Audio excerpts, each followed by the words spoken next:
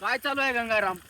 मालक आपल्या बोरला पाळलेलं पाणी पिऊन बोलले, दुसरं काही नाही. अरे काय मोठेपणा सांगायलास मला.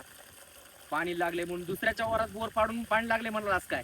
अहो मालक, दुसऱ्या जागा पाडलं होईना, पण पाणी लागलं ही मोठी गोष्ट आहे ना.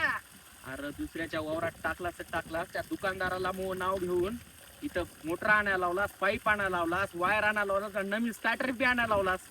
अहो मालक, तुम्ही मोठ्या म्हणण्याची माणसं, एवढे पैसे खर्च केले आणि दान धर्म केले ना, काय मरणार आहो तुम्ही? अरे बोर तिकडं पाडायची होती की इकडं पाडून ठेवलास की, आणि पाणी ठेवलास तर ठेवलास, तिकडं तोंड करावं की नाही मग पाईपाचं? मालक हरामखोर माणूस हो तुम्ही.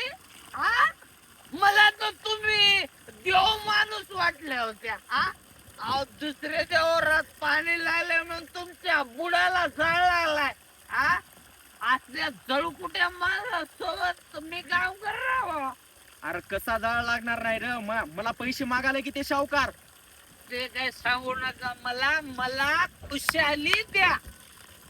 खुशाली कशाची देऊ तुला मी आता? पाणी लागलं ना मला. खुशाली नाही, मला 2 चापटा देवाट आलेत.